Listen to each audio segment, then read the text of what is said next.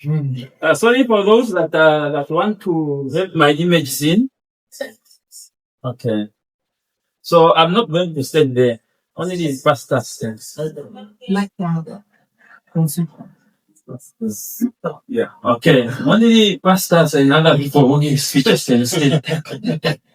I'm from another world. So we are going to look into indigenous knowledge and climate change. Now, when I was asked to come and give something around this topic, I was asking myself, should I go and talk about climate change? I think it's overspoken.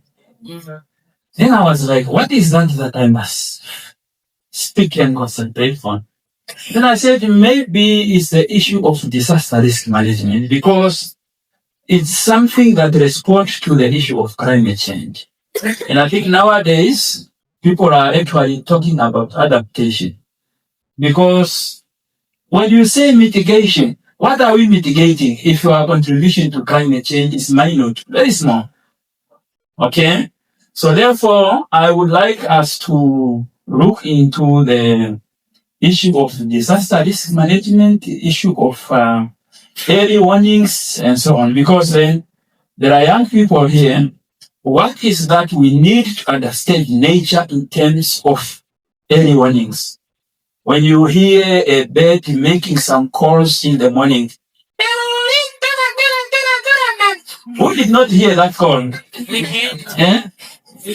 We call that bird a roro. Yes. Or then there is another bird, we actually say go away. We call it a go away bird. It's actually warning you that there's a certain danger coming your way. Okay, but let me give some context in terms of indigenous knowledge. So we all came from villages, then from community. Yes. Okay, there are some other things that we actually learn, not from the classroom, but is from the university of households. When you are being breastfed, you are learning something. The mother is always saying, don't look on the other side when you are breastfeeding, because you must know your mother properly, must be closer to your mother. Okay, so indigenous knowledge are actually knowledge that we learn by practice, by experience, or by learning as you grow. And this is actually what is very important. And we are living in an environment. So when you are learning these things, you are actually learning how to coexist with whatever you found in your environment, be it the trees, be it the birds, and so on. Us growing up, we used to eat omaka, the gums from acacia. Yes. Okay? Then we named some of those acacia after ourselves. And we make sure that when people are renovating a bamboo, they do not cut down that acacia because it gives me my gums. Yes. So in a way, you are already doing what? It's already conservation. Biodiversity, as she was speaking about. Okay? So this is a unique knowledge and practices that we are actually emulating and learning from our elderly people in the community. But today, these people nowadays, when your neighbor is telling you about something, no, don't kill that owl. They say that one is a witch. Because we actually link indigenous knowledge to witchcraft, I'm here now to tell you that there is no linkage between indigenous knowledge and witchcraft. Witches are learned, mainly from Wakapo. Sorry for that. So, there is no linkage. Yes, one day I was speaking about protection of owls in Oshwambo radio. Before I leave the program, my mother is already calling me because a lot of people are calling her that your son is promoting witchcraft through the radio. Okay? Without knowing that owl is an important bird, it's actually called keynote species. In the environment. When you have owl in your environment, know that there are no chemicals in the environment. You can eat everything you found in the environment. Okay. Yes, they cannot exist where there are chemicals. So they will die. Just like some eagles. Okay, so I already explained a number of things there. The features of indigenous knowledge in terms of holistic perspective is actually interconnect web of relationship. Okay? When you implement indigenous knowledge, it actually bring society together. You will go in a village, then they know that when, like the first rush right now, we are receiving Obrota Itemuna, the first rush. When a certain Odombe is having water, it says something. In some area, it would mean, oh, there is good prospect of rain. When there is none, they say, oh, there will be no good rain. Early this year, those who follow me, I posted 2 videos of brown eagle and of cattle egret on Kanyadi cattle egret. So then I was now telling the people that this year we are going to get good rain because the brown eagle actually prospects good rain. Cattle egret, the same thing. I don't know where they go and live, but they only come when there's good rain. Okay? So cultural context, indigenous knowledge actually encapsulate culture. Some of you, when somebody is saying, yeah, don't throw water in the Nile, it's a taboo or can be regarded as a restriction. But then it means something. Because then, when you don't throw that water, the next day, you will find the water in a bucket nicely filtered. Yes. Then you will end up using that water to water your plants in the garden or to give to chickens. So in a way, you have contributed to water conservation. Okay? It's about oral tradition. Nowadays, people are just watching Netflix. They are on, what is this one? TikTok. Not even for good things. Women are taking pictures like this. They are dancing half naked. You see, they are not teaching anything. Because we could have used that time for a shungi, because that is where we transfer knowledge to the next generation. But now everything is overtaken by soccer. Then women begin to hate their men because they are watching these other people from Europe who playing soccer. But when you say, can you watch KK Paris? They say no. See? Then empirical understanding, this is based on a long-term observation. The elderly people are good at.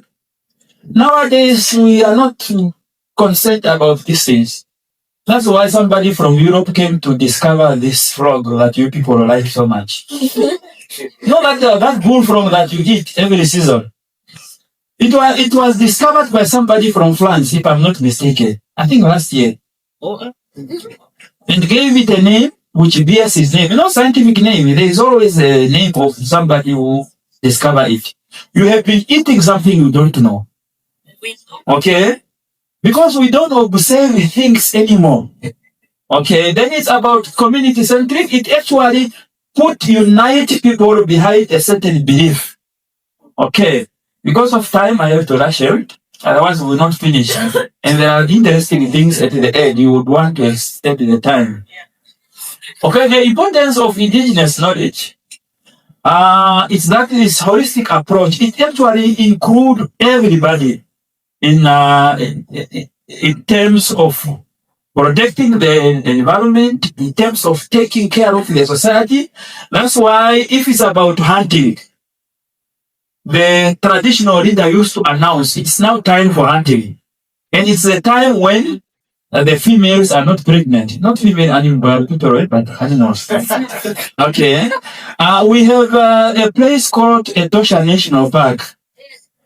It is actually a wrong name. That is Etosha National Park. Etosha means pinpointing an animal that can be hunted. Because that is where Nehare used to go and hunt. And you see some people came and they cannot pronounce it and they say Etosha. And you people followed suit. I don't understand why. Now the fig doesn't have a name. Who know what is a tosha? What is a tosha? Yeah, exactly. So you don't know what is a, but it's actually a tosha. Pinpointing when you are hunting. No, we can hunt that one because it's not pregnant. We can hunt that one because it's not an old bull. People don't hunt old bull. Otherwise, you are losing genes. That's why you must not hate old people. People are hating old people. Old people have got good genes. Okay, so it actually emphasizes the respect of nature and sustainable practices. It's about making sure that you don't finish. Give resources enough time to replenish. Okay? Then it's about ecological sustainability. There must be some sort of programs that actually ensures that you are able to adapt to the climate change. That's why people have been changing over practices of cultivation. Okay? Some years they will make sure that they use kashana. Some years they make sure that they use those oshiwango mahambu that are tall. Very tall. But nowadays, these young women that are married here, so if you ask them what type of mahambu you have, they only have kashana. Yes. They don't have, now when in good years of good rain, they suffer because this kashana will get rotten. But the old ones, like my grandmother, they know what to sow in years of good rain. Okay, cultural heritage is about preserving our tradition. And I can tell you, if you prescribe to your tradition, you will be able to adapt to climate change. Because your way of living depends on the behavior of the environment. It's about social cohesion and identity. Some of you don't want to identify yourself with your culture. Our culture is not nice. Which culture is nice? And some of you who are Christian, Papa go deeper, you actually shy away from your tradition. Even Jesus, whom we respect so much, our Savior, had a culture. Yes. That's why he went through this. What is this? Circumcision. But now you are there told if you put a bead around your neck, it's satanic, or around your waist. Was Jesus satanic for going through that thing? Huh? Okay. So it's about innovation and adaptation. There are sort of innovation in our indigenous knowledge. People, when they started cultivation, plowing those years, they used to plow in circles. I don't know whether you know. And I know you will not know because you are not spending your time with your grandparents. Your grandparents nowadays TV. Okay? So they used to plow in circles. Then during spring or kwenye, they actually uproot all the stems in the field. And then some of you get angry when they do these things. Why do they do that? Because they want to make sure that all the eggs of insects first are actually burnt down by the sun. That's why it's very hot. Only people like me who are true Africans cannot suffer from the sun. Because the melanin is very strong. Okay, it's about equity and social justice. So indigenous knowledge makes sure that everybody's decision and everybody's view are considered in decision making. It's about development. So it gives rooms for development. That's why it evolves. But we will make sure that we preserve it. Okay, some limitations in terms of indigenous knowledge is that there's no documented. There are no documents. So our things are not written. Only some of us begin to write these things. And we are facing resistance because they are saying apparently it cannot be proven. But it can be proven. Many of you, or maybe few, heard about Wakapinya. Who heard about Wakapinya? None. Don't disappoint me. You heard about Wakapinya? Yes. What does it mean? Don't ask me, sir. So there is a belief, which is true, that every 7th year, you are likely to experience drought. Okay? And through my study, when I did my master, I traced this thing because my topic was the influence of indigenous knowledge in management of water in Kumerai Etosha Basin, Moambo. From 1917, I could trace that every 7th year there was a drought. Okay? 1917, 1927, 1937, 1947, most of the time, around those years, there is always drought. Okay? But it's a challenge because these things are not written. Integration with modern science. Nowadays, if you are speaking about things that are European, you are regarded as a true scientist. When you say no, but my grandmother used to do this, then you are regarded, this one is just here to tell theories. But there are actually practices that are working. External resources, so there are pressures in terms of climate change, rate degradation. There are now some things that you find in your area which were not there before. Because of the rate degradation, the land is losing fertility, new trees are growing in, the old ones are getting out, and maybe they are the ones that used to help you in terms of looking at the issue of climate change. Recognition and validation, there are limited influence in formal decision making because they are going to say you cannot prove it because it's not documented. Okay, I want us now to look into some of the specific things that are relevant to climate change. Cattle behavior. For example, if a lot of cows give birth to a lot of male calves, my friend, it will be a dry rain with a lot of lightnings. So you must be ready for lightnings. Even if you receive heavy rain, there will be a lot of water running around. There will be no surface runoff because it's a dry rain. Okay? Also, when you are at your cattle post, the boys, nowadays the boys, they are too soft. I don't know. You don't distinguish between a girl or a boy child. What is happening? Because we don't take children to cattle post. So they must know, they have to wake up in the morning to check how the animal behave. If you find your cattle like this, all restless, it means there is no good lay. They are wondering how are we going to survive. Okay? Termite hills, if you go in Ishana, especially in Ukwambile, you will find, like now, you will find a lot of small hills of termites. That actually symbolizes good heaps of mahango. So meaning there is good rain. Or then if you find the termites, they always carry debris, those small debris. When they are upright, it shows hope. But when they are across, horizontal, there is no good future. So you must prepare for the drought. Direction of the wind. Some people, can you tell me, this wind that we always get, the big one, they come from which side?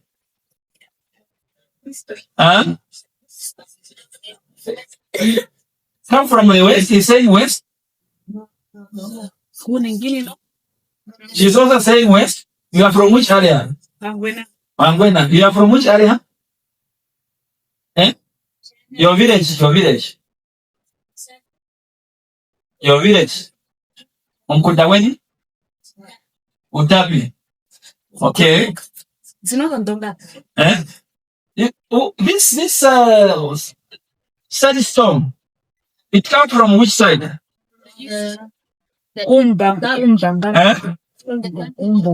From where? Southeast. Umbugano? Okay. A serious sandstorm would always come from either east or south. We will never come to see it coming from this side or this side. Okay? Now, there is a time when we know that flesh breeze wind that will blow from the west to the east. And we say it go and fetch rain. Yes. Ne? Yes. So if you experience that, you must know that there will be good rain, or the rain season is nearing. Okay. Then planning behavior. This year, I was somewhere at the Ondangwa village there, I think in end of August. Then I have noticed that some acacia started to flower already. So that is actually to say the rainy season is actually nearing and the prospect is good. Acacia or miti or mano. Mano. Yeah. So why do some of this acacia begins to flower? Because as the rainy season near, the water underground begin to come up. Then the root is able to reach there, some wetness underground. Okay. There are also some trees, especially palm trees and marula. When one side of the marula is bearing fruit, in some areas, my friend, fear the coming season, there will be no rain.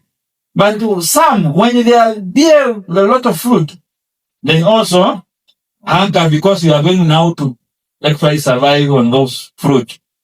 Okay? Some birds like kettle eaglet that I explained earlier, brown eagle, tura. You see it from July, it begin to do those things in the morning. It will be very high in the sky, but it will eventually begin to come down. When they come down in the morning, so it symbolizes that the rain is actually near and the prospect is good. Eroro, I have already spoken about it. It means yes, the good rain. And I can tell you, in years of bad rain, we will never hear that bad. Okay? Then you can see, in Oshwamo, when you will say, when it shaka chaketa, it means it either rain that day or the next day. Like you can see, it's not like this weather, people. It's always accurate. Okay? What is Gatsi by the Mushroom? So how to think Gatsi Kovura? Yeah, maybe that one. Oh, okay. Yes. Gaumpa Vine Chawananda. Oh, Then a thrush pen, when you check on the sky, many of you live in town where you don't even look up, you are like pigs. So when you check on the sky, there will be thrush pen. Those apparent small cloud in the galaxy. There is always, I think there are two.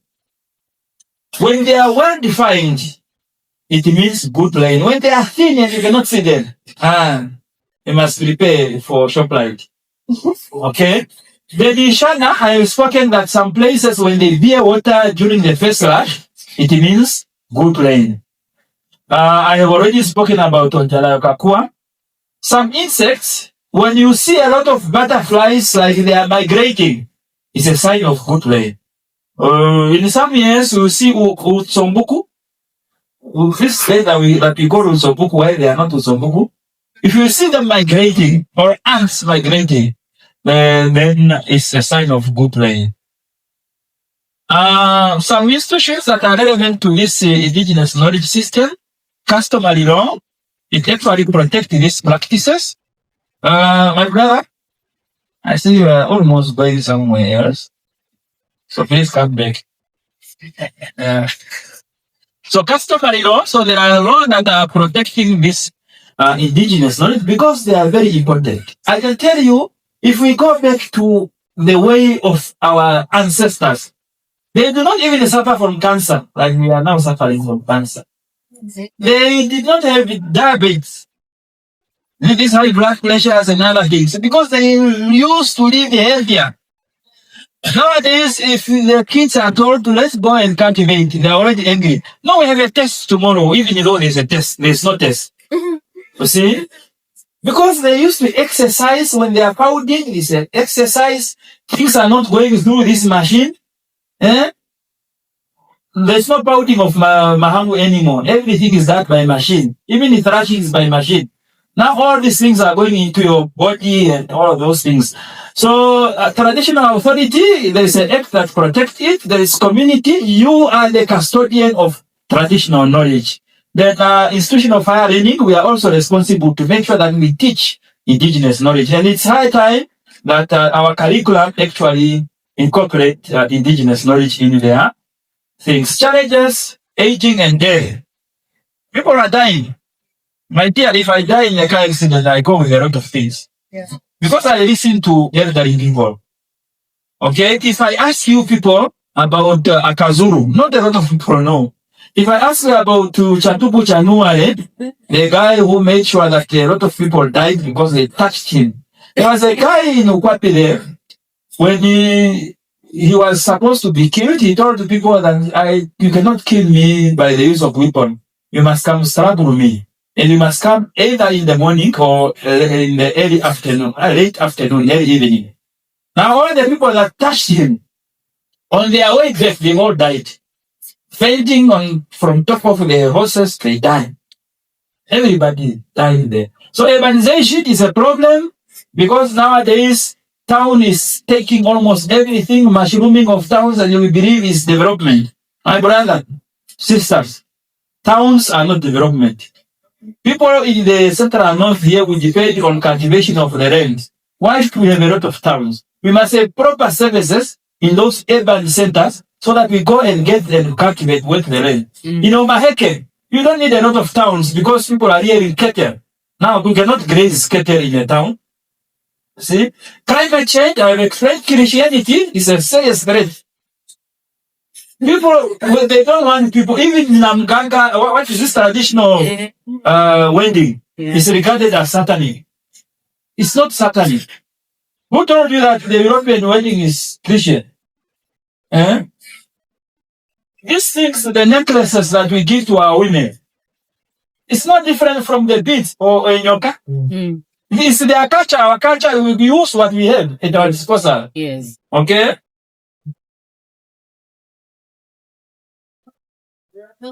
I think time is running. I want to skip some of those things. Yes. In conclusion, so indigenous knowledge system built up the experience of area generation. Your ahivi, your great parents who came before you,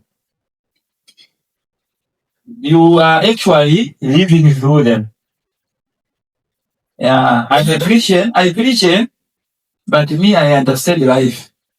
I will never allow Bible to shy me away from my culture. Because they are talking about Joseph, Maria, these people were all traditional. They have their culture. But nowadays, apparently when you go for, what is this? Urarero? Is it to Holy Communion? Yes. You must not have onyoka, but you must have necklaces. I do a study on lightning. In our houses, there is that gold, what is this? Earth wire. In a Zulu culture, there's what they call muti, made out of hairs. You people, Christian, when you go to these people using muti, you would want to excommunicate them from your congregation. But the person using the same witchcraft from Europe through the earth wire, you see is nice. This is one that true Christian.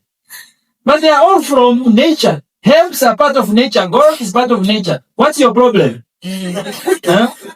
So inform practice of current generation and evolve in the context of contemporary society. Of course, things keep evolving, but we should not move or drift away from our culture.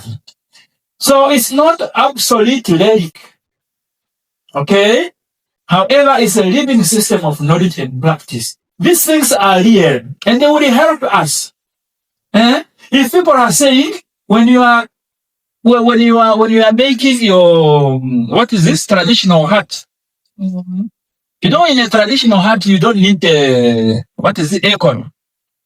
Because through the process of insulation, when it's hot, it's cooling down. When it's cold, it's warming up. You don't need anything. Because that aircon is making you to get sick through. So if you are to use this thatch grass, now the traditional leader usually announce it's now time to cut the thatch grass because they want to make sure that the seeds are matured and there will be time for them to grow. Okay? So it builds resilience. We are always talking about resilience around climate change. You will never develop that resilience if you want to adopt European culture. Because you people want to live like those musicians from Europe, but we have your Gaza, live like Gaza or the dog. You want to live like that. Or Tequila or this other lady who sing Oshwapo things. Or Tatebuti. Sweetie. You come and dance with open the stomach so that you guys, that is traditional.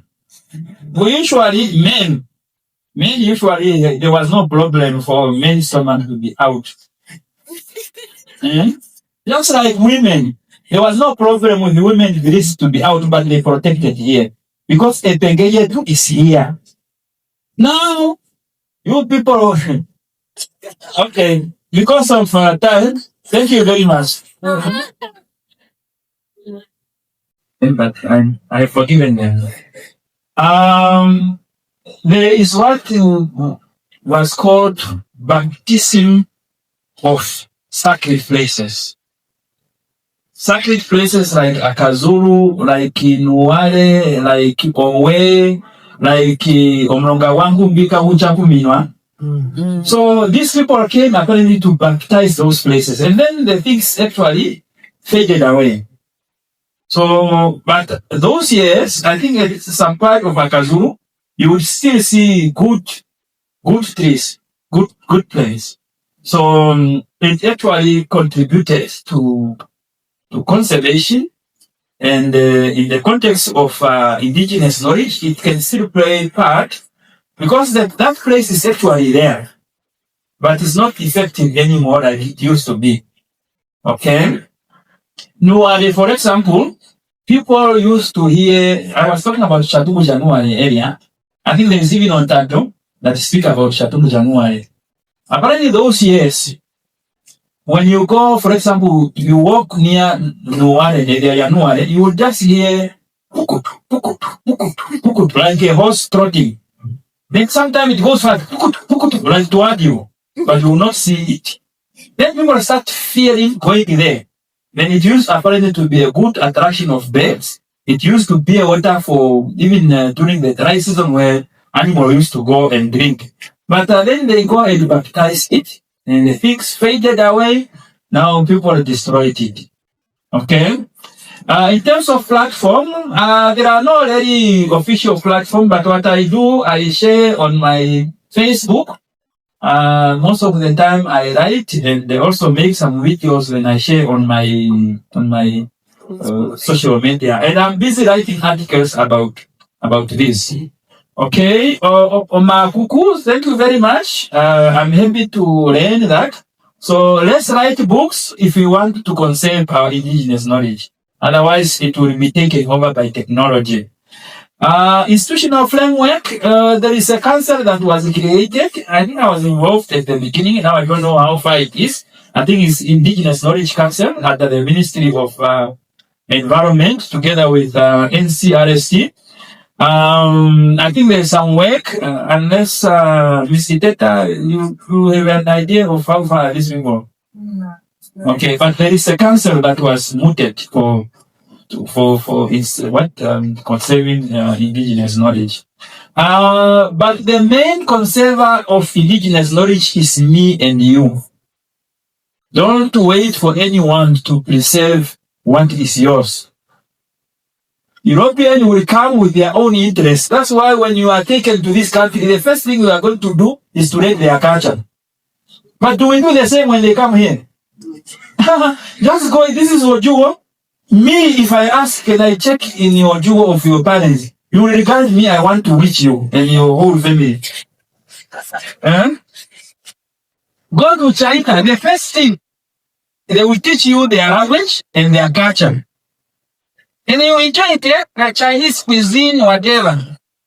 But when the Chinese are coming here, we don't care to teach them our culture or language. Why? Because we look down on ourselves, inferior to other cultures. We must stop that. Okay. We have one more last question.